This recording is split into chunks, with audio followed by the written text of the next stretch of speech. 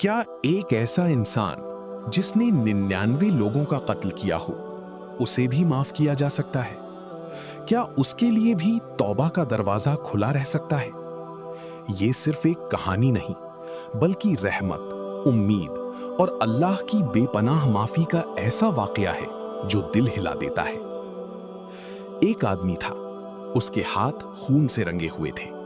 गुस्सा, नफरत और जुल्म उसकी जिंदगी बन चुके थे। उसने एक नहीं, दो नहीं, बल्कि 99 लोगों को कत्ल कर दिया था। लेकिन एक दिन उसके दिल में कुछ टूटा। अंदर से एक आवाज आई, क्या अब भी मेरे लिए कोई रास्ता है?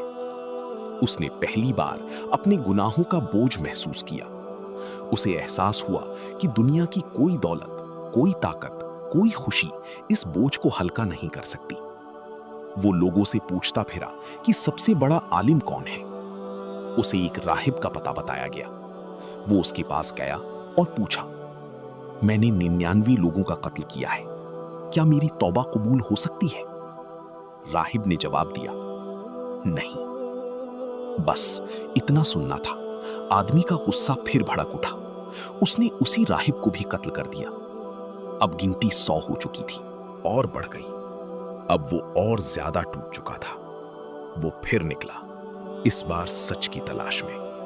लोगों ने कहा, फलां जगह एक आलिम है, उसके पास जाओ। वो उस आलिम के पास पहुंचा। थके हुए कदम, टूटा हुआ दिल, आंखों में डर। उसने कहा, मैंने 100 लोगों का कत्ल किया है, क्या अब भी मेरी तौबा हो सकती है? आलिम ने जवाब दिया, तुम्हारे और तौबा के बीच कौन आ सकता है? ये सुनते ही जैसे उसके अंधेरे दिल में पहली बार रोशनी उतरी। फिर आलिम ने कहा, लेकिन तुम जिस जगह रहते हो वो बुरी जगह है, वहां के लोग बुराई में डूबे हैं। तुम फलां बस्ती में जाओ, वहां नेक लोग रहते हैं, उनके साथ अल्लाह की इबादत करो और वापस अपनी पुरानी जगह मत लौटना।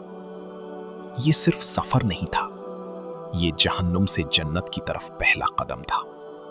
वो आदमी तुरंत निकल पड़ा। रेगिस्तान लंबा था, रास्ता कठिन था, लेकिन इस बार उसके कदमों में उम्मीद थी। हर कदम के साथ शायद वो सोच रहा था, क्या सच में अल्लाह मुझे माफ कर देगा? वो चलता रहा, लेकिन मंजिल तक पहुंचने से पहले रास्ते में ही उसकी मौत आ गई। अब क्या होगा?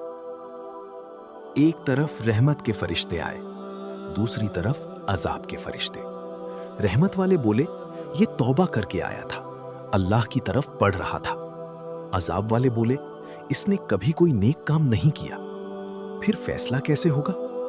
अल्लाह ने फरिश्तों को हुक्म दिया कि दोनों बस्तियों का फासला नापो, देखो ये किस तरफ ज्यादा करीब है। जब नापा गया तो वो नेक लोगों वाली बस्ती के ज्यादा करीब था। कुछ रिवायतों में आता है कि अल्लाह ने जमीन को भी हुक्म दिया, नेक बस्ती को करीब कर दिया गया और फिर फैसला हो गया।